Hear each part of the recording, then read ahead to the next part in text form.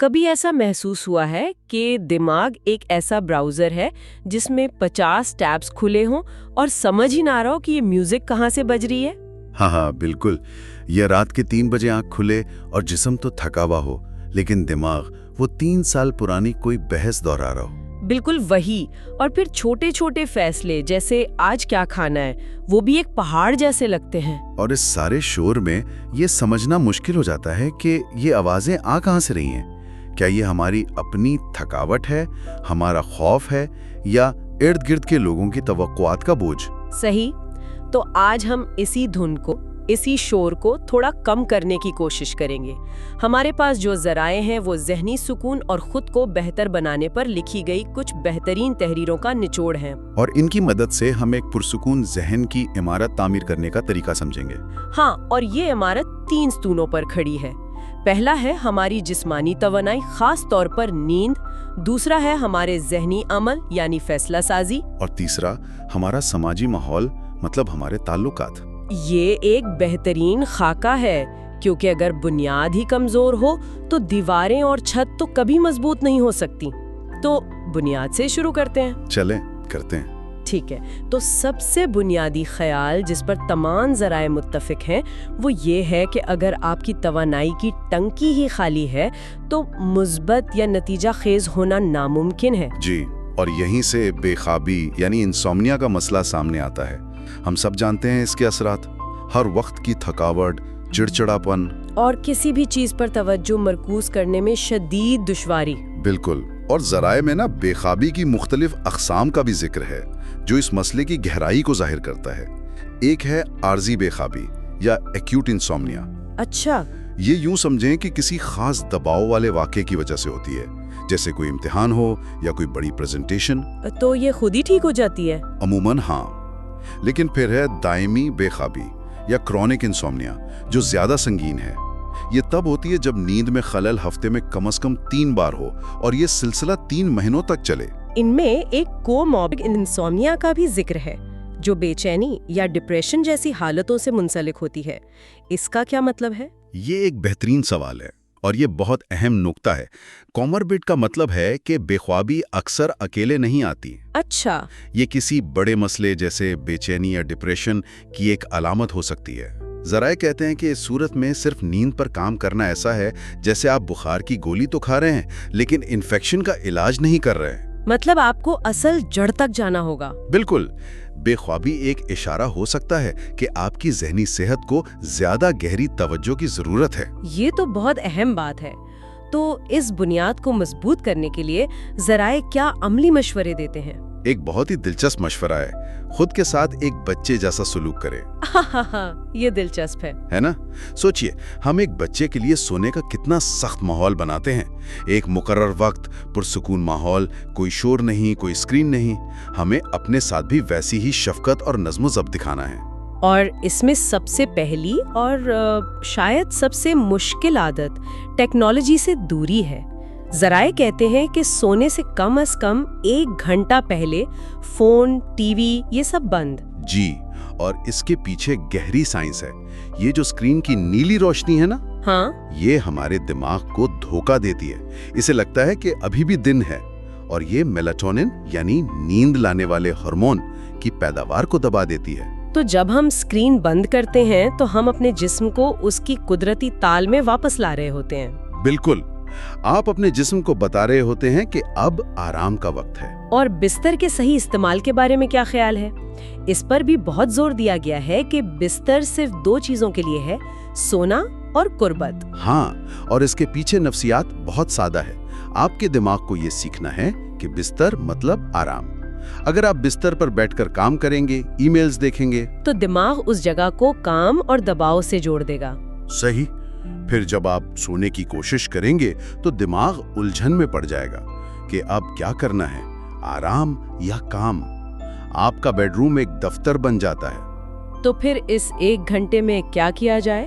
کچھ پرانے اسکول کے طریقے بتائے گئے ہیں، جیسے کتاب پڑھنا، پزل حل کرنا، یا جی، اور ایک تصور جو مجھے بہت طاقتور لگا وہ ہے پریشانی کا وقت یا وری ٹائم مقرر کرنا. ہاں، یہ بہت دلچسپ تھا۔ इसका मकसद ये नहीं कि आप परेशान होना छोड़ दें, ये मुमकिन भी नहीं, बल्कि ये कि आप अपनी परेशानियों को एक वक्त और जगह दें। दिन में सोने से काफी पहले 15 मिनट के लिए बैठें और अपनी तमाम परेशानियों को लिख लें या सोच लें। तो जब आप बिस्तर पर जाएंगे तो दिमाग पुरसुकून होगा, क्योंकि उसे पता है कि परेशानियों पर सोचने का वक्त गुजर चुका है। बिल्कुल, आपने उन्हें सुन लिया है। अब उन्हें रात भर आपको तंग करने की जरूरत नहीं। अच्छा, तो अब जब हमारी इमारत की बुनियाद यानी जिस्मानी तवानाई मजबूत हो गई, तो अब दीवारें खड़ी करने का वक्त है, और एक मुनज़्ज़म ज़हन की पहली दीवार है फैसला साजी। और ये वो जगह है जहां बहुत से लोग फंस जाते हैं। मसला अक्सर ये नहीं होता कि अच्छे ऑप्शंस नहीं है, बल्कि ये होता है कि हम कमाल परस्ती यानी परफेक्शनिज्म का शिकार हो जाते हैं। बेहतरीन फैसला करने की कोशिश में कोई भी फैसला नहीं कर पाते। जी, और नाकामी का खौफ हमें मफलूज कर देता है, हम टाल मटोल करने लगते हैं। इस उलझन से निकलने के लिए ज़राए एक बहुत मुनज़्ज़म 5 मराहिल पर मुश्तमिल अमल पेश करते हैं। मसले की शनाख्त करें, रुकावटों पर तहकीक करें, हल सोचें, फैसला करें और फिर अमल करें। ये सुनने में बहुत सादा लगता है ना, लेकिन इसकी खूबसूरती इसकी सादगी में ही है। लेकिन ये अमल में इतना मुश्किल क्यों होता है? क्योंकि जब हम किसी फैसले को लेकर परेशान होते हैं तो हमारा दिमाग मंतिकी हिस्से से निकलकर जज्बाती हिस्से में चला जाता है, जहां खौफ और बेचैनी का राज होता है। अच्छा, ये 5 मरहले दरअसल हमारे दिमाग को वापस मंतिकी हालत में लाने का एक तरीका है। जब आप मसले को कागज पर लिखते हैं ना, तो आप उसे अपने जज्बाती जहन से बाहर निकालकर एक काबिल इंतजाम शक्ल दे देते हैं। वाह, तो ये अमल सिर्फ मसला हल करने के लिए नहीं, बल्कि अपने दिमाग को पुरसुकून करने के लिए भी है। बिल्कुल। इस अमल के दौरान एक मशवरा मुझे बहुत पसंद आया कि अपने इख्तियारात को महदूद रखें, खुद को सिर्फ 3 से 5 ऑप्शंस तक महदूद रखें। जी, उसे तज्जियाती फालिज या एनालिसिस पैरालिसिस से बचने का तरीका कहा गया है। जब बहुत ज्यादा ऑप्शंस होते हैं तो दिमाग थक जाता है। ये तो वैसे ही है जैसे आप किसी बुफे में जाएं जहां सैकड़ों खाने हों और आप फैसला ही ना कर पाएं कि क्या खाएं। हाँ, बिल्कुल वही मिसाल है।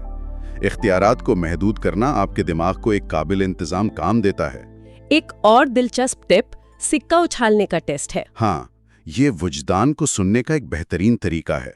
मतलब अगर आप 2 फैसलों के दरमियान फंसे हुए हैं तो तसव्वुर करें कि आपने सिक्का उछाला है। जब सिक्का हवा में हो तो आपका दिल किस नतीजे की उम्मीद कर रहा है? आपका विजदान अक्सर जानता है कि आप वाकई क्या चाहते हैं, इससे पहले कि आपका मंतकी दिमाग इसे समझ पाए। नुक्ता है, और जरा इसमें फर्क करते हैं। विजदान और जज्बाती रद्द-ए-अमल में फर्क है। विजदान एक पुरसुकून गहरा एहसास होता है, जबकि जज्बाती रद्द-ए-अमल अक्सर शोर और बेचैनी से भरा होता है। सही। और ये सब बिलाखिर खुद एतमादी पर आकर खत्म होता है, यानी अपने मकासद को पूरा करने की अपनी सलाहियत पर भरोसा। हाँ, और ज़राए कहते हैं कि ये रातों रात नहीं बनती, ये एक सफर है। बिल्कुल, ये एक पट्टा बनाने जैसा है। आप पहले दिन ही 100 किलो वजन नहीं उठा सकते। आप छोटी आसान कामयाबियों से शुरुआत करते हैं। एक छोटा काबिल हुसूल हदफ मुकर्रर करें। जी, जैसे 10 मिनट की वॉक, और जब आप उसे पूरा करें तो उस कामयाबी का जश्न मनाएं। ये जश्न मनाना बहुत जरूरी है। ये आपके दिमाग को बताता है कि आप कामयाब हो सकते हैं। हर छोटी कामयाबी ये एहसास मजबूत करती है कि आप चैलेंजेस पर काबू पा सकते हैं। बिल्कुल। लेकिन यहाँ एक सवाल पैदा होता है। फर्ज करें आपकी नींद भी पूरी है और आप फैसले भी कर लेते हैं, लेकिन आपके इर्द गिर्द के लोग ही आपकी तवानाई खत्म कर रहे हो तो? अब हम आ गए तीसरे और शायद सबसे मुश्किल हिस्से पर, समाजी माहौल। हाँ, हमारी इमारत की छत। हम सब ऐसे लोगों को जानते हैं जिन्हें ज़राए में तवानाई चूसने वाला कहा गया है। हाँ, हर वक्त परेशान रहने वाले या शिकायतों के माहिर। उनसे बात करने के बाद आप खुद को थका हुआ और मनफी महसूस करते हैं। तो ऐसे लोगों से कैसे निपटा जाए? बुनियादी उसूल ये है कि आप दूसरों को कंट्रोल नहीं कर सकते, आप सिर्फ उनके रवैये पर अपनी प्रतिक्रिया को कंट्रोल कर सकते हैं। ये सुनने में आसान है, लेकिन अमल में बहुत मुश्किल। तो इसका अमली तरीका क्या है? मुस्बत हुदूद कायम करना। इसका मतलब लड़ाई करना या रिश्ते खत्म करना नहीं है। इसका मतलब अपनी ज़हनी सेहत की हिफाजत करना है। कोई मिसाल? जैसे अगर कोई दोस्त हर वक्त अपनी मुलाजिमत के बारे में शिकायत करता है तो आप शाइस्तगी से कह सकते हैं, मैं तुम्हारी परेशानी समझता हूँ, लेकिन इस मौजू पर मुसलसल बात करने से मेरी तवानाई खत्म हो जाती है। क्या हम किसी और मौजू पर बात कर सकते हैं? ये कहना मुश्किल है लेकिन ज़रूरी है, और अपने ताल्लुकात का जायज़ा लेने का मशवरा भी दिया गया है। खुद से पूछें, ये शख्स कौन है? क्या वो मेरी ज़िंदगी में मुस्बत इजाफा कर रहा है या मनफी? और ये सवालात करीबी रिश्तों जैसे शरीक हयात के साथ और भी ज़्यादा अहम हो जाते हैं। वहाँ असर सबसे गहरा होता है और वहाँ इल्ज़ाम तराशी का चक्कर बहुत आसानी से शुरू हो जाता है। इससे बचने के लिए ज़राए तुम वाले जुमलों के बजाय मैं वाले जुमलों के इस्तेमाल पर जोर देते हैं। जी, ये कहने के बजाय कि तुम कभी मेरी बात नहीं सुनते, जो कि एक सीधा इल्ज़ाम लगता है। बिल्कुल, और दूसरा शख्स फौरन दिफाई पोजीशन में चला जाता है। उसके बजाय ये कहना ज्यादा बेहतर है कि मुझे तकलीफ महसूस होती है जब मुझे लगता है कि मेरी बात नहीं सुनी जा रही। इसमें आप अपने एहसासात का इजहार कर रहे हैं, इल्ज़ाम नहीं लगा रहे। सही।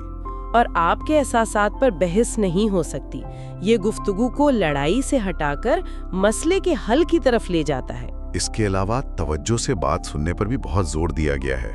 जब कोई बात कर रहा हो तो फोन एक तरफ रख दें और उन्हें पूरी तवज्जो दें। ये छोटी छोटी चीजें मिलकर एक मजबूत और मुस्बत समाजी माहौल बनाती हैं।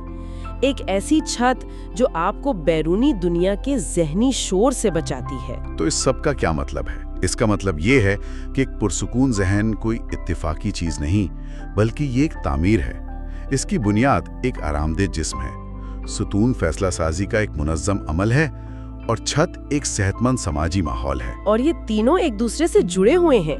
ये एक मुकम्मल निज़ाम है। अगर आपकी नींद पूरी नहीं है तो आप अच्छे फैसले नहीं कर सकते।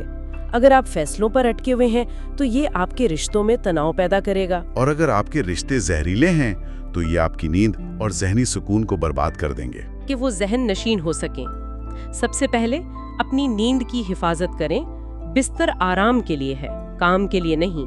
सोने से 1 घंटा पहले नीली रोशनी से परहेज करें। दूसरा, अपने फैसलों को आसान बनाएं। इख्तियारात को महदूद रखें ताकि आप तज्जिए के फालिज का शिकार ना हों। अपने वजदान पर भरोसा करें और छोटी छोटी कामयाबियों के जरिए आहिस्ता आहिस्ता खुद एतमादी का पट्टा मजबूत करें। और तीसरा, अपने ताल्लुकात को मुनज़्ज़म करें। जो लोग आपकी तवानाई ख़त्म करते हैं उनके साथ वाज़े और मुस्बत हुदूद मुतय्यन करें। और अपने प्यारों के साथ इल्ज़ाम तराशी से पाक गुफ्तगू करें, ख़ास तौर पर मैं वाले जुमलों का इस्तेमाल करके। ये तीनों आदात मिलकर उस ज़हनी शोर को कम करने की बुनियाद बनती हैं जो हमारी रोज़मर्रा की ज़िंदगी में खलल डालता है। अब जबकि हमने नींद, फैसलों और रिश्तों को मुनज़्ज़म करके ज़हन को पुरसुकून करने पर बात की है, तो यहाँ सामईन के लिए एक इख्तितामी सोच है। वो कौन सा एक शोर वाला शोबा है जिस पर सबसे पहले तवज्जो देने की ज़रूरत है? क्या सबसे ऊंचा शोर किसी अंदरूनी आदत से आ रहा है, जैसे टाल मटोल या नींद की कमी, या किसी बैरूनी रिश्ते से? और इस शोर को कम करने के लिए आज रात ही सबसे पहला, सबसे छोटा कदम क्या उठाया जा सकता है?